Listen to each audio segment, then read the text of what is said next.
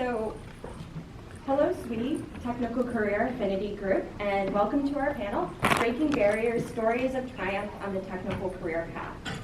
I'm going to kick off by introducing our learning objectives for the panel. We want you to realize that a technical career can lead to unique career possibilities and growth opportunities, just like management track can. We also want you to appreciate the technical career track provides both technical and leadership opportunities if that is what you are looking for. Recognize the importance of both the technical skills that you love doing, non-technical and those soft skills in advancing your career on the technical track. And most importantly, I think, is we're going to examine how overcoming failures and obstacles can help your career just like it's helped all of us advance our careers. So to start, I'd like to ask each of our panelists to introduce themselves and include a barrier that they've either broken or overcome in their careers. Ankita, if you would give us, start us off. Okay. Just checking. All right, so hi everyone. I am Ankita Majumdar. I am a research scientist at Dow. I have a bachelor's degree in chemical engineering from the Institute of Chemical Technology in India and a PhD from the Ohio State University. I'm close to 7 years in my industry career, all within R&D at Dow and across multiple businesses. So far, my projects have ranged from hands-on lab-scale experimental work to computational work for commercial scale processes to leading pilot plant programs and developing technology packages for scale-up. So I have always felt most motivated when working on technical problems, so I see myself continuing to grow along the technical track, which is why I'm very excited to be here sharing my experience and also learning from these other impressive panelists. I think a big barrier for me when I started out as a new PhD graduate was to be put on projects as the only R&D SME with folks from manufacturing with 20 plus years of experience, and to have to convince them about ideas or solutions I wanted to implement at the commercial scale.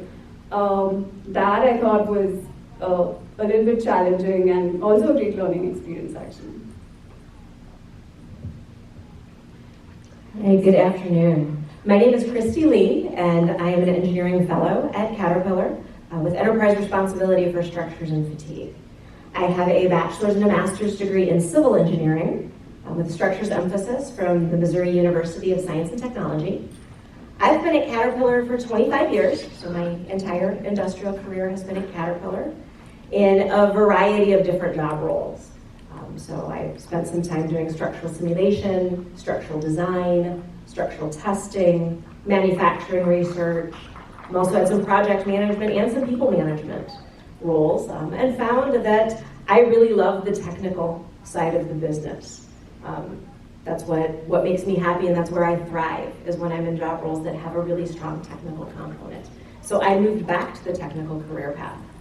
And when I look over my career, one of the barriers that I've broken was really getting into this higher level technical position. I am the second woman in Caterpillar's history to hold a technical role at this level.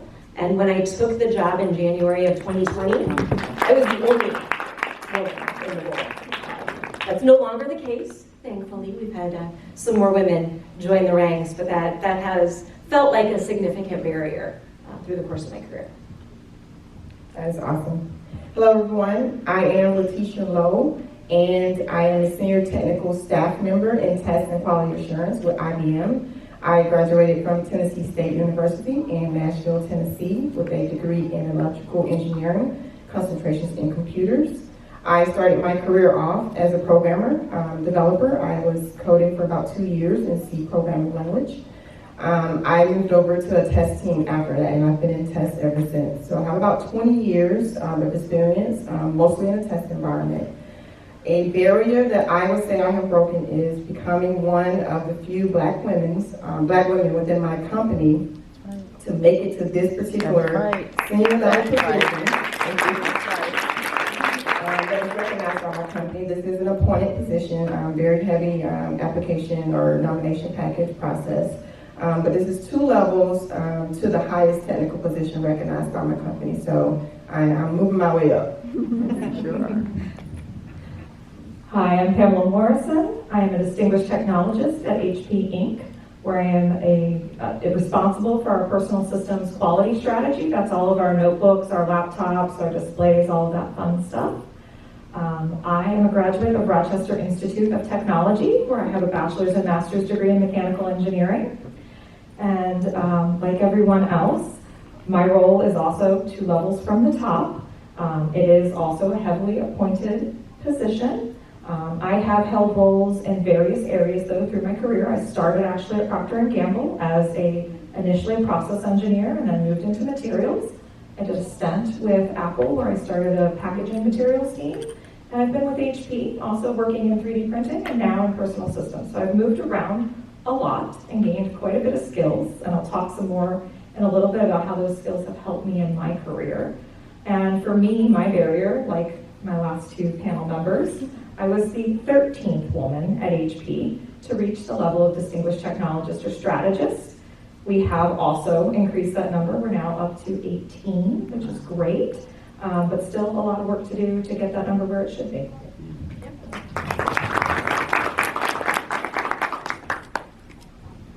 So my name is Catherine Dorsey. I'm a senior R&D engineering specialist at Dow, and I will be the moderator for today. I graduated from Carnegie Mellon University with a bachelor's degree in chemical engineering and engineering and public policy. And through my so far 14 years of experience as a process engineer, I've always been very insistent that I am a technical person, which really makes me excited to be here today with this accomplished panel. And also that there are so many of you here in the room that also are interested in technical careers. I started out my career as a process engineer working major capital projects at ExxonMobil before transitioning to research and development. And I've gotten to work at all phases of projects. I love all of them. From projects R&D, from a blank piece of paper, to starting up a new plant, running field trials, and I really enjoy getting to work with the multidisciplinary teams on many of these projects. Currently, I support process scale-up and pilot plant design for Dow on a range of chemistries from concrete additives to chemical intermediates and even food preservatives. The barrier I say I've overcome is as a very young engineer, just 2-3 years out of school, I'm a engineering manager with about probably at least 30 years of experience, asked me to go and sit in for him on meetings with senior project managers and JV partners or joint development partners, in really a room that was very senior level. And I walk in as a 25-year-old and got some really strange looks and even a few demands as to where this engineering manager was and why wasn't he there. But pretty after the first meeting or two, all of the senior folks I was working with got pretty comfortable seeing me and trusted that I knew what I was talking about. I was having conversations with the engineering manager to kind of make sure that I was on the right track. And they came to trust me and what I said. And that really helped my confidence too. And it was a great for helping my career. So then for our first question, as technical career people, it's not unusual for projects or technology we've developed to get canceled or often put on hold. So how have you handled either needing to recommend or finding out that your project is ending? I can take this one first. So like you said, yes, we've all been there. But I think there's also value in sometimes killing projects early yourself, and it doesn't get enough credit, I think. I can think of this one project that I was part of. I was brought in as the reaction engineering SME to test this very promising new catalyst that the development team had been working on for a while. And I was brought in to test it under different conditions relevant to the business needs. And we soon realized that it was a very promising catalyst. It performed well in several aspects, but it failed to meet a very specific critical business need. And that was a tough message to deliver to the development team because it was genuinely a very clever idea, very innovative, but it wasn't creating value for the business. And sometimes in R&D, we tend to get focused on these clever ideas involving cool science, and we lose perspective on the economics and feasibility of these ideas. We want to try and find solutions, somehow make it work, maybe come up with solutions that might be too expensive or complex. But it's important to identify when projects stop creating value for the business and kill them sooner rather than later. It saves everyone's valuable time, it saves people, it saves the company its resources.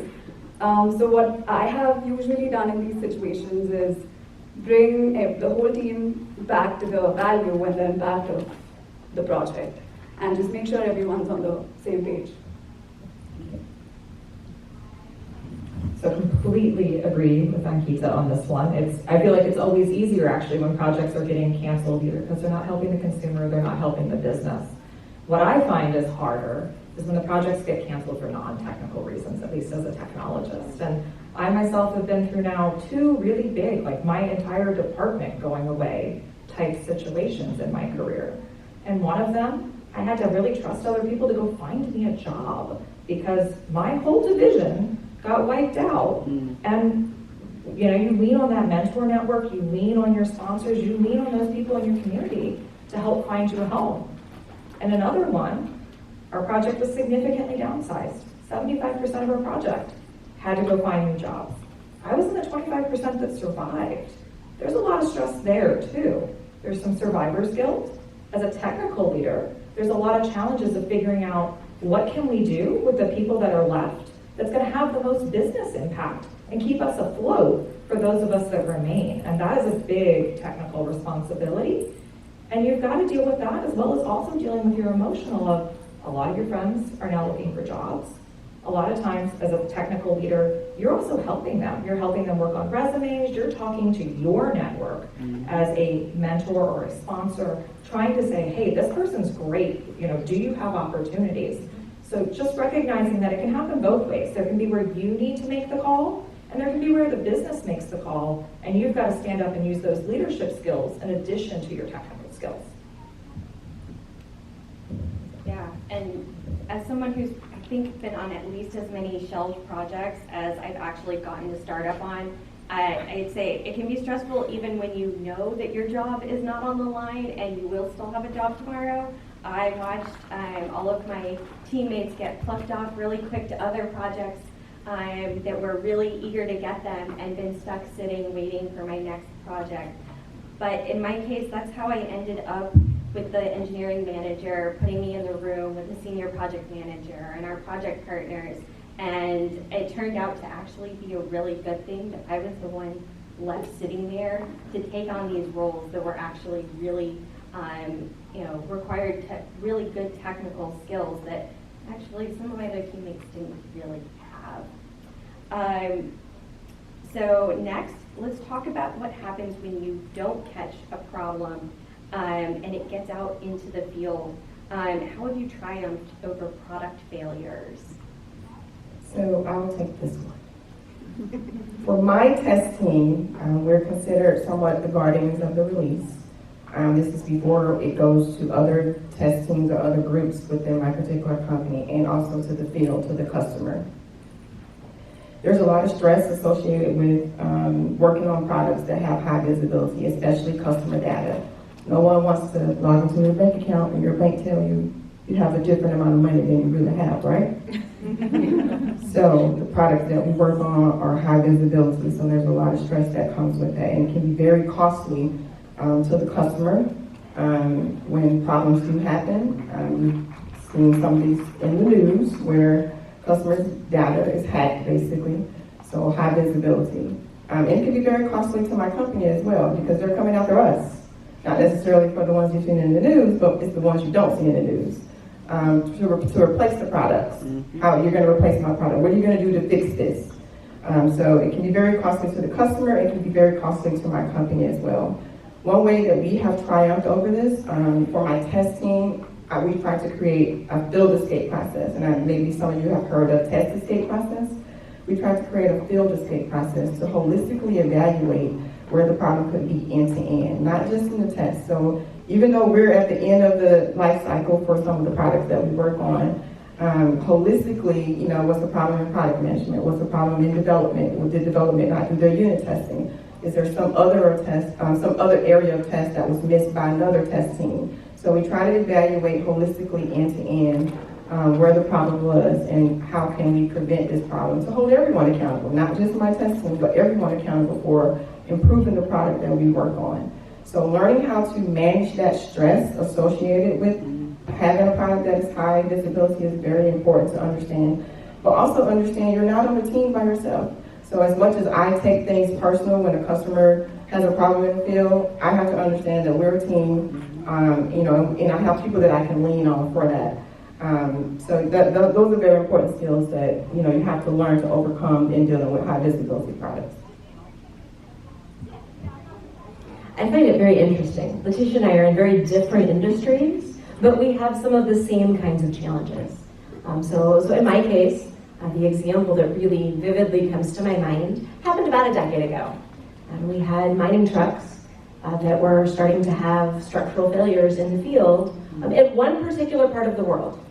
And customers are not very happy when they spend a few $1 million on a truck and it's down because they have to weld repair it, so they're not making money by hauling ore. So the design team investigated this, and we talked to our field support engineers. They determined that it was isolated to one part of the world. That part of the world was known to have a very aggressive application. So the design team developed a rework package to strengthen up this housing and send it out and had it put on the field, and they thought the problem was solved. Fast forward a couple years later, and the trucks are cracking again. Some of them are cracking earlier than when they cracked the first time. So clearly, there was something that was not understood about this particular failure. And as you can imagine, customers are starting to get pretty irate by this point. So this led to an opportunity for me to travel to visit some of these customers to get a better understanding of their application, of what they were seeing on their trucks and what was failing. And I very quickly learned that the problem was not as simple as what was first assumed. This was a multifaceted project where we were having to pull away the layers to understand what was really going on and how to best solve this problem. We had application challenges that were driven by the environment there that our customers really couldn't do very much about. There were challenges with the parts as they were coming in from suppliers. There were a variety of different things that happened in that time, and really uncovering those layers to solve the problem was a challenge, and it was a very humbling experience to be sitting in front of a customer listening to them tell you that their product was not performing as they expected, but it was a very worthwhile experience for me, learning exactly how multifaceted some of these issues can be and some of the places where we need to go look to be able to solve them and not immediately jump to the first thing that we see that looks like could be the root cause of the failure. Yeah, so those were some great stories of triumph as technical professionals. And now I'd like to move towards career development which I think is often more difficult to understand when you're on the technical career track, especially when you start looking at technical leadership levels as compared to a people leadership or managerial track. So what process did you go through to be promoted to your current position? So I'll get us kicked off on this. I'm still relatively early in my career compared to the rest of the panel, I think. So this is coming from that end. But the group that I was a part of prior to my current role, their promotion to the next level focused more on the number of years of experience rather than the impact and value of your work. And I felt like I had been covering most of the responsibilities of the next level for a couple of years, and I wasn't going to get promoted because I didn't have the number of years. Because I've been doing similar work for a few years, it felt like a good time to shift gears on the technical track and try and find opportunities where I could expand my technical skills, grow in other areas. So I applied for a higher position in a different group. I went through the interview process, and that's how I got promoted to the level that I'm currently at. And it turns out that this new group, my current group, they were able to see the potential and the value in my skill set, even though I didn't have the relevant experience in the area that they were working in. So that's been. Okay, and I will take it from the side of these more senior technical roles. Typically in most of, at least the big Fortune 500 companies, what you're going to find is that your lower technical roles, those early, probably half level of the roles or so, they're going to look very similar to what Ankita went through. And then you're going to get to a level where there becomes a packet process that's involved with this. For many of us, it's in these roles where we start becoming parity with like the directors or in that relative range, maybe some senior managers, director level. And this process is very different than in those earlier levels, in part because you have to say that you're ready. And for me, that was a big eye-opener here because, you know, at these lower levels, your boss kind of comes and tells you and says, like, hey, we think you're getting ready, like, there's a process. As you start getting into the more senior roles, you really truly have to raise your hand and say, I'm ready. And admittedly, I hold myself to some pretty high standards. I required a little bit of a kick in the butt from some of my sponsors, one of whom's sitting in this room laughing at me right now.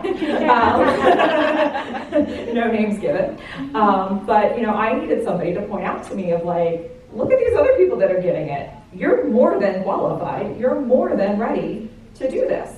And so that's for me what got me started on the process of starting to talk with my bosses about was there going to be a business need? Because it's not just about your technical capability anymore either when you're in these roles. Our roles typically compete at this level with a director level role, and a manager has to make a choice of do they want to have a director or do they want to have a technical director on these technical roles? So you've got to provide a business case that, you know, hey, I'm going to add just as much value, sometimes more value, than my management partners. And you've got to be personally ready. At least in the case of my company, you also have to provide this packet. I call it the thesis of me.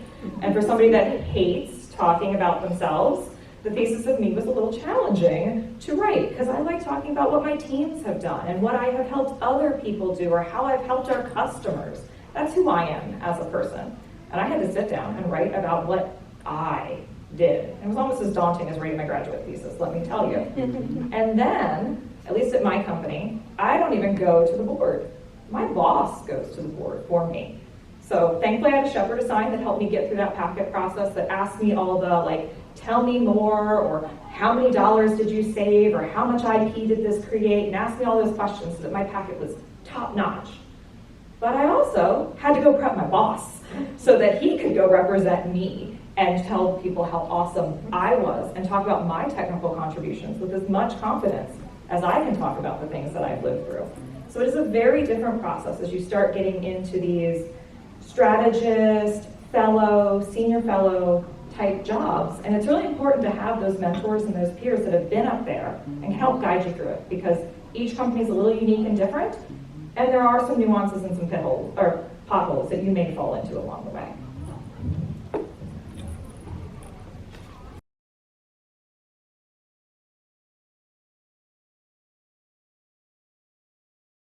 So in my case, the person who was in my role had retired. And so the role became open, and I was nominated for the position. I bid on it. I had gone through the vetting and the interview process.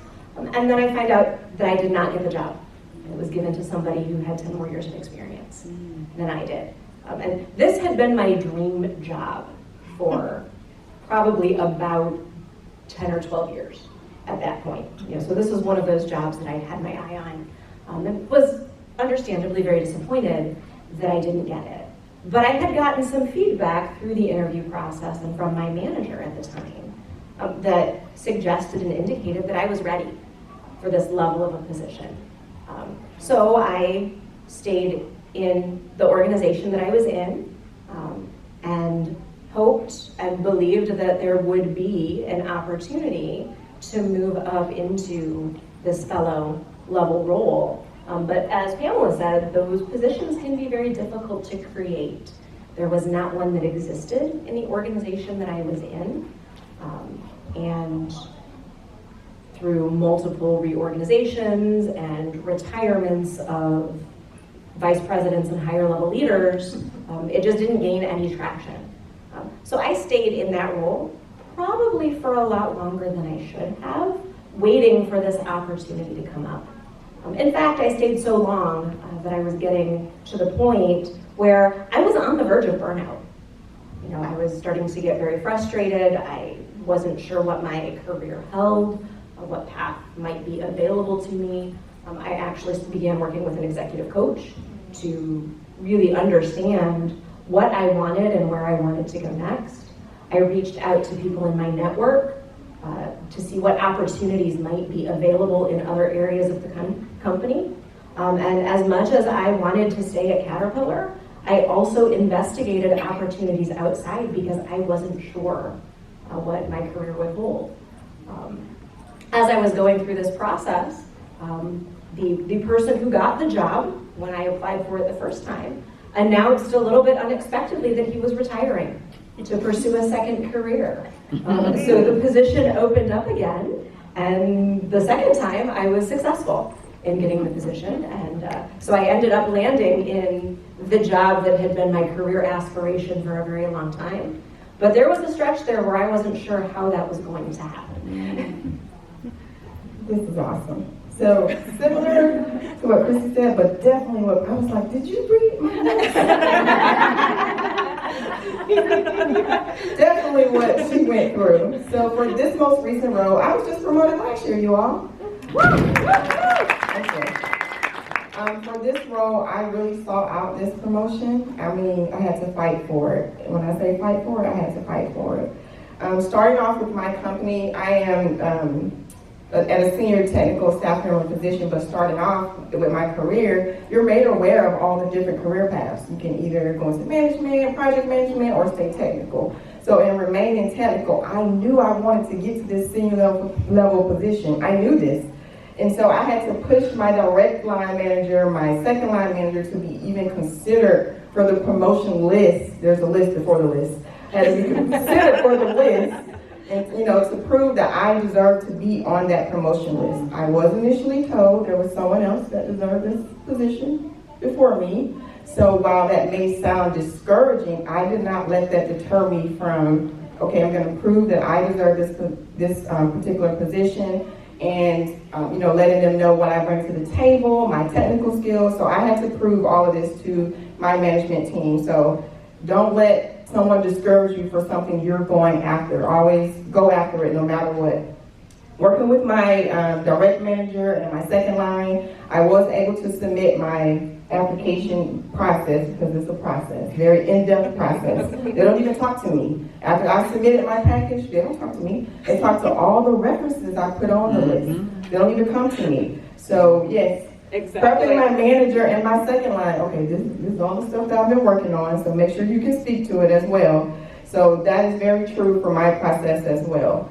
But ultimately, I was promoted. I was super excited that it was over.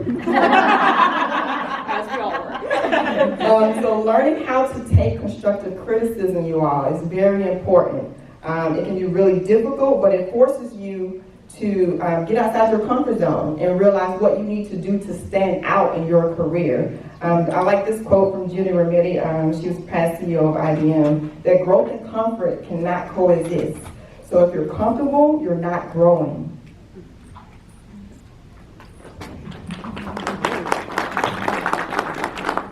So yeah, congratulations to both of you on persevering through that and getting those promotions that you both clearly deserved. And really, I think all four of you had to do a lot of work to get those promotions. So a lot of inward thinking.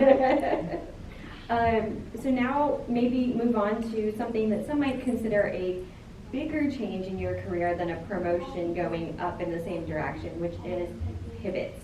Do you think they hurt your technical career credibility and or advancement potential?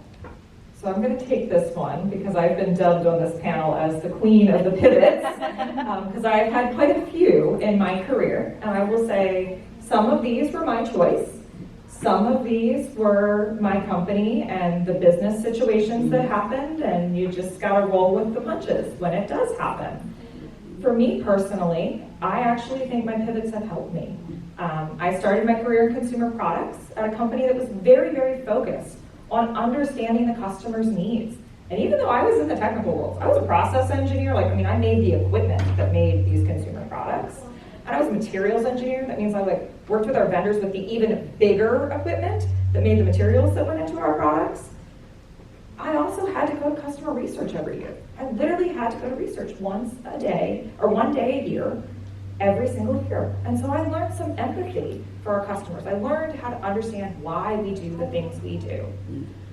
And I also learned what I like to do and what I didn't like to do. I definitely was a technical person. I like my technical work, but I like understanding why the customer needs that. Because it's really hard to fight the customer.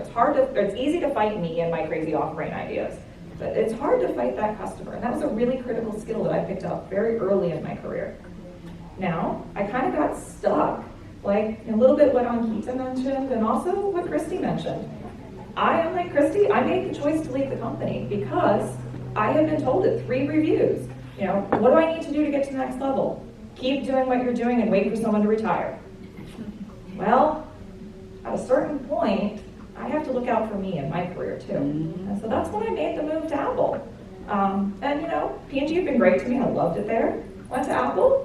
I now took on a whole new set of risks. I got to start a department from the ground up. I got to leverage a lot of those skills that I learned as a materials engineer. I got to put all those processes in place. I got to pick vendors. It was fun. It wasn't the world's best culture. And so then I had to learn, what matters more to me, the work or my happiness? For me, I learned there's some things I can't change. There's things I can change as a leader in a company, and there are things I can't. And ultimately, I recognized I couldn't change everything. So I came to HP. And, I worked on 3D printers, which I knew nothing about. Well, I knew some about, because I knew the cool materials that they could make.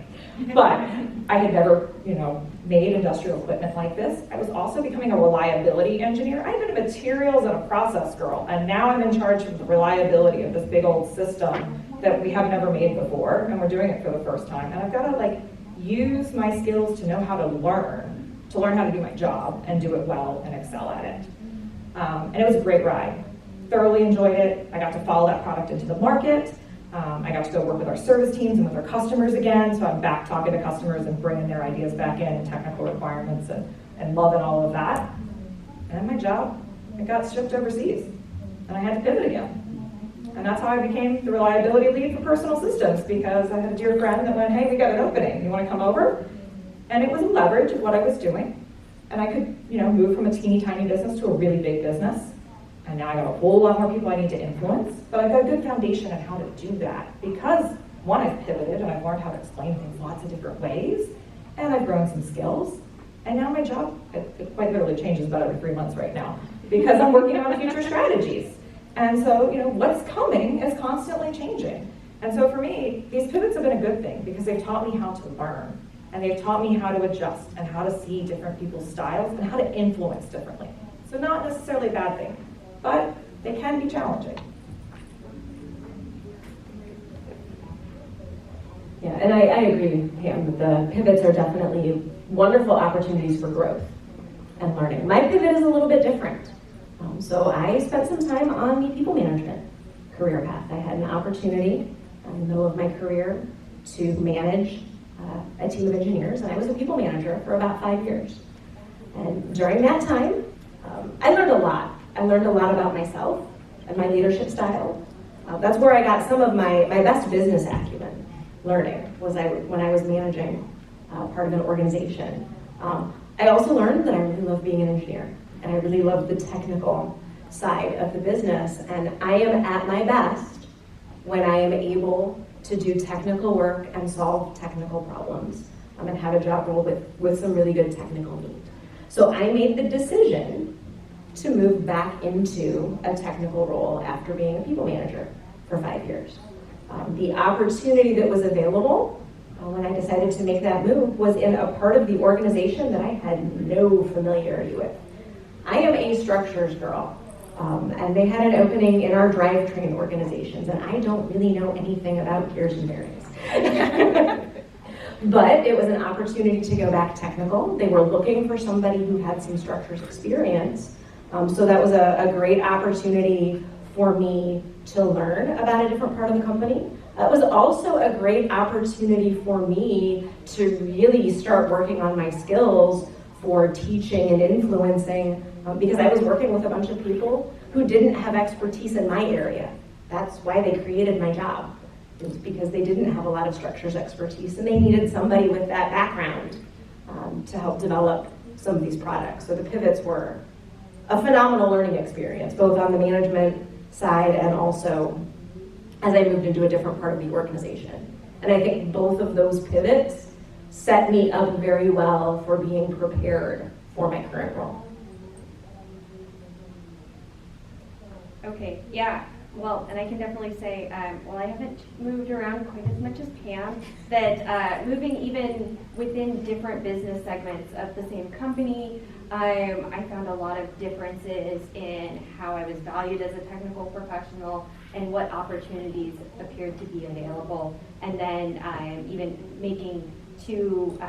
changing two companies twice, I'm finding a completely different set of opportunities and support system being available. So sometimes it's, you think, well, this is my area of technical expertise, how am I going to be able to start over again? Well, a lot of times you might actually be better off going and looking at something new, and maybe you go back, but just like Christy did, she tried out management, that wasn't the right spot. So now we'd like to take a little bit of time if there are any questions in the audience. I don't think we have an extra mic, but it's a pretty small room, so if you speak loudly, we can probably hear you. Otherwise, we can run up and give you the mic if there's any questions. Yes, for Christy and Leticia, when y'all were talking about how you're some of the first women in these senior technical roles, at my company right now, there's no females in instrumentation and control systems. We've never had a principal or senior principal female. Have you brought it to their attention? Yeah. And I'm right there on the cusp, and my thought, there's a lot of talk about it, actually. It's very apparent. And when y'all were going into that, did you ever feel, in some ways, maybe the pressure of being the female candidate, or that you might get chosen because they needed a female? Did that ever cross your mind, and how did you combat that from your mind? Yeah, and that is a great question. And in my case, for this role, I did not feel that way, but in large part because my manager, when I moved into the role, gave me feedback after I interviewed the first time. He was the hiring manager when I didn't get the job as well, about that I was ready for the role, and that I would have been a good candidate. I did find, once I took the role, it became very apparent to me. We actually had a lot of questions going around. I had a lot of people asking, so are you the first woman in one of these roles? And we didn't know. finally got around to HR and found out that I was in fact the second. But that really struck me as concerning, that there had been a woman in the role previously, but there was no visibility. So one of the things that really resonated with me as a part of that is I needed to be visible in the role. Clearly, you know, and I think many of our companies, I think we would agree that women in senior technical roles are very underrepresented. And representation matters. People need to be able to see themselves and somebody like them in a role, and it doesn't do any good if we're in the roles and we're not visible. Show up and show out. That's my motto. I don't mind being the only one. I'm here, and I'm gonna bring 5 women with me. Black, white, whatever. They're coming. Get ready for us, okay? So that's my motto. And I'm just going to add to that, only us women have that fear. There is no man out there that is worried about being the first man. It doesn't matter, first man of what. Like, if anything, they wear it like a darn badge of honor. So wear it like a badge of honor. I sometimes say, you know, channel that mediocre male. Channel it. What's been the most rewarding part about being a technical specialist? There are so many parts of it that are rewarding. I love that I'm working on strategy that goes beyond just one project right now, that I am really truly touching the business. I mean, quite literally, I've driven a strategy recently at a general manager level that will touch all of our products to drive consistency on a particular area. And that is amazing that, you know, in a couple of years, I'm gonna see something that I touched it across the board. That's great. The other piece I would say is the ability to bring people up with me. I really take it near and dear to the heart that, kind of like Christy said and Letitia said, like, it's not great that I got here. There needs to be a whole line of people behind me, because to be real honest, I feel very strongly that I don't want the people behind me to go through some of the shit that I have been through in my career. And it's my job as a leader sometimes to speak up and say the things. A lot of times I say, if I don't say it, who else will? Because I'm at a level that if I'm afraid to say it, surely the people behind me are not going to say it. So that brings me a lot of courage, and I love what I'm seeing. I will say my year that I got promoted, it was the first year that we had 3 women reach this level. We have done the same this year, and we have gone from when we started a program for our principal level women, we had about 120, and we've now grown that in 3 years up to over 160. So I'm really proud of that legacy that I'm leaving behind as well.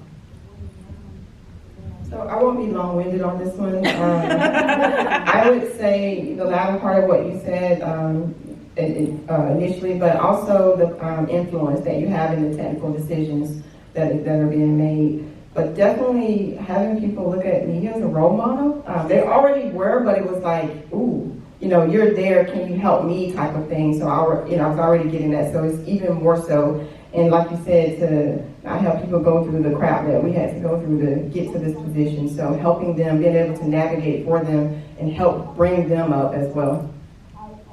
Yeah, and I definitely agree with what Pam and Letitia said. One of the other things that I find very rewarding in this role is a part of my responsibility is developing that next generation of engineers. So I do a lot of teaching in formal courses. I do a lot of teaching when I'm sitting down with people and helping solve problems.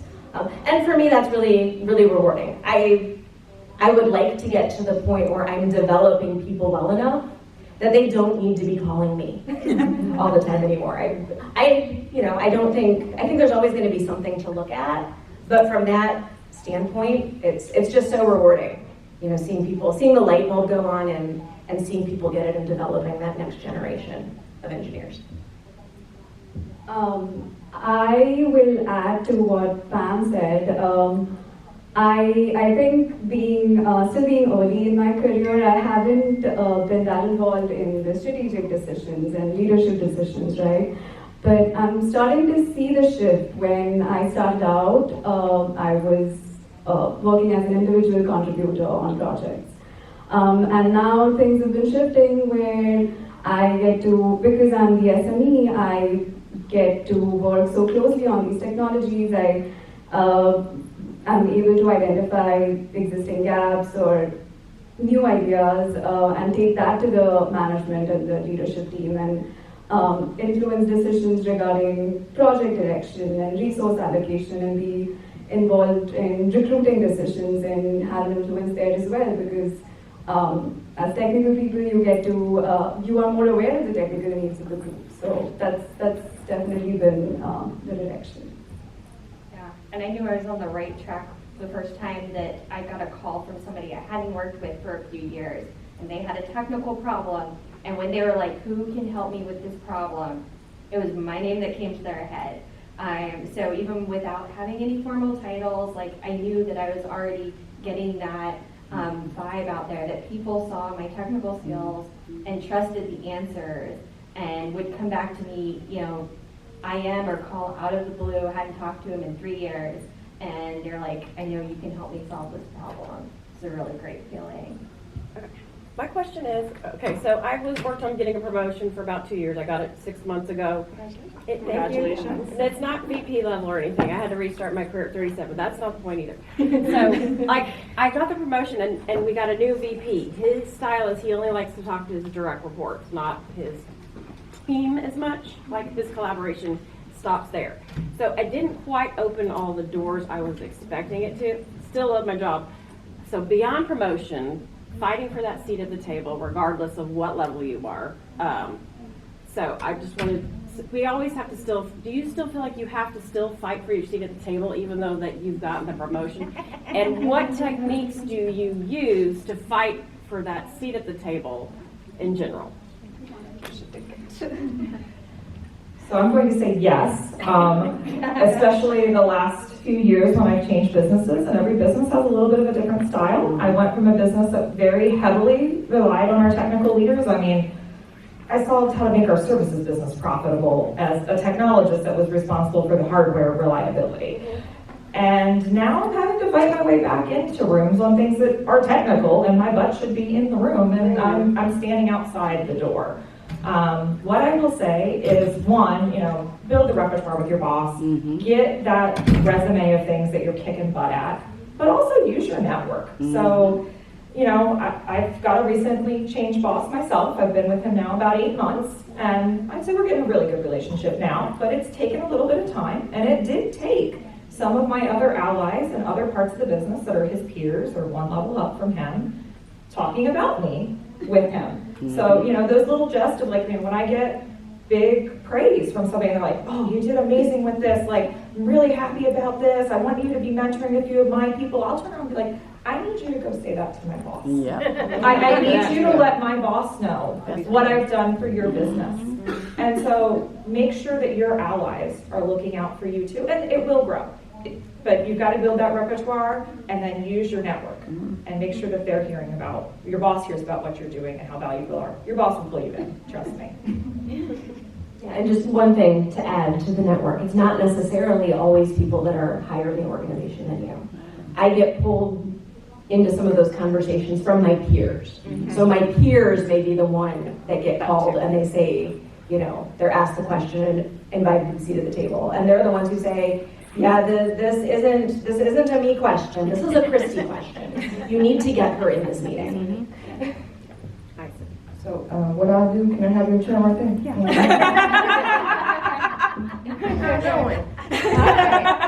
I'm to the table now. I'm here.